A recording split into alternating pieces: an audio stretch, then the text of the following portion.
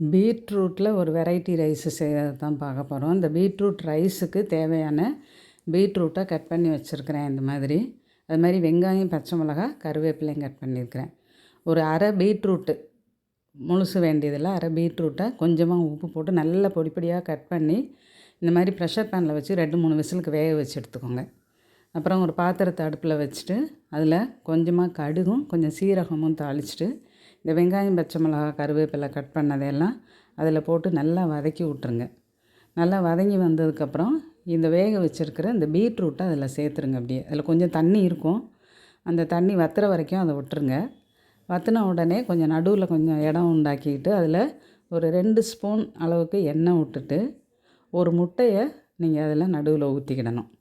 இந்த பீட்ரூட்டோட அந்த இனிப்பு அதை அது குறைக்கும், டேஸ்ட்டும் நல்லாயிருக்கும்.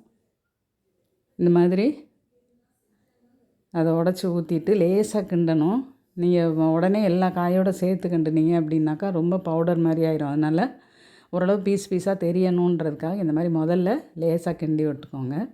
அது கொஞ்சம் வெந்ததுக்கப்புறமா நீங்கள் நல்லா கலந்து விட்டிங்கன்னா எல்லாம் கலந்து எக்கும் அதில் பீஸாக உங்களுக்கு தெரியும். இந்த பீட்ரூட்டும் நல்லாயிருக்கும். இந்த மாதிரி கலந்து அங்கங்கே இந்த எக்கோட பீஸெல்லாம் அங்கங்கே தெரியும். இப்போ இதில் கொஞ்சமாக உப்பு சேர்த்துக்கணும். ஏன்னா சாதத்தை நம்ம போட்டு கிளறும்போது உப்பு பத்தாமல் இருக்கும், அதனால் கொஞ்சமாக உப்பு சேர்த்துக்கோங்க. அதுக்கப்புறம் மிளகு தூள் கொஞ்சம் தாராளமாக சேர்த்துக்கோங்க. இதில் இந்த மிளகு தூள் கொஞ்சம் சேர்க்கும்போது தான் இந்த வாசனை நல்லாயிருக்கும், டேஸ்ட்டும் நல்லாயிருக்கும்.